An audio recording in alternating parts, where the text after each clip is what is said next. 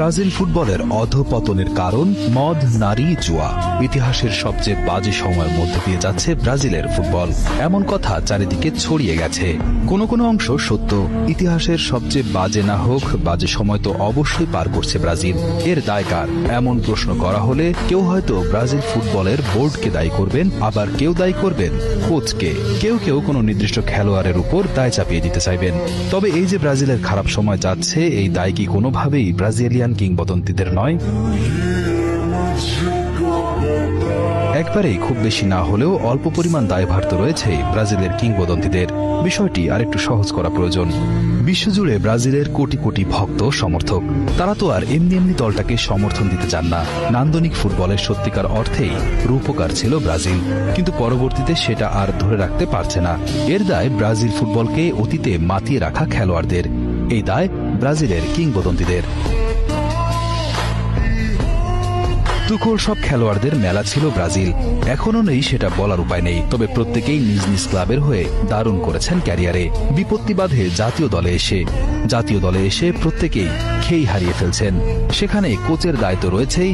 Brazilian football ফেডারেশনের একটা ব্যর্থতাও রয়েছে, তারা দেশীয় কোচ ছাড়া বাইরের কোচদের নিয়োগ দিতে চান না। সে কারণেও ভিন্ন ধাঁচের কোচ এসে ব্রাজিল দলের সাথে সম্পৃক্ত হতে পারছেন না। এদিক থেকে রোনালদিনহোরা হতে পারতেন আদর্শ, তারা এগিয়ে আসতে পারতেন সাহায্যের হাত বাড়িয়ে। তবে তার আগে তাদের মনোযোগ বাড়াতে হতো ফুটবল কোচিংয়ে।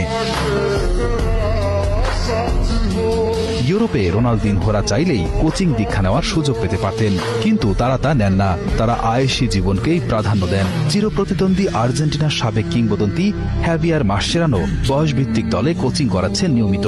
অন্যদিকে ব্রাজিলিয়ান কিংবদন্তি রাইট ব্যাক দানি আলভেজ জেলে বাস করছেন নারী কেলেঙ্কারিতে। অন্যদিকে রোনালদিনহো, রোনালদোরা নানা রকম পার্টিতে নিয়মিত উপস্থিত থাকেন, কিন্তু কখনোই তাদেরকে ব্রাজিল দলের জন্য কাজ করতে দেখা যায় না। সেটাও ব্রাজিলের এমন অধঃপতনের কারণ। তাছাড়া খেলোয়াড়ি জীবন শেষে আয়ুষী জীবনযাপনের কারণ হিসেবে কাজ করে অতীতের দারিদ্রতা। ব্রাজিল দলে খেলা অধিকাংশ ফুটবলারই অভাব অনটনের মধ্যে বড় হয়ে পরবর্তীতে হয়েছেন সুপারস্টার। খেলোয়াড়ি জীবনে অর্থের ঝনঝনানি তাদেরকে বিলাসী জীবনের দিকে নিয়ে গেছে। তারা আর কষ্ট করতে চান না শেষ বেলায়। নেশা, নারী কিংবা জুয়াতে মত্ত হয়ে জীবনের বাকিটা পার করে দিতে চান। এ কারণে জাতীয় ফুটবল দলের সাথে সম্পৃক্ত হতে দেখা যায় না সচরাচর, আর তাতে করে তরুণদের মধ্যে ছড়িয়ে পড়ছে না সেই মনোভাব। তাছাড়া কিংবদন্তি ফুটবলাররা প্রতিনিয়ত বর্তমান খেলোয়াড়দের সমালোচনা করে যান মিডিয়ার সামনে। সেটা সম্ভবত করা উচিত না, বরং উৎসাহিত করা দরকার তাদেরকে। কিন্তু খেলোয়াড়দের সহযোগিতায় এগিয়ে আসতে দেখা যায় খুবই কম। বিভিন্ন কারণেই ব্রাজিলের এই করুণ দশা।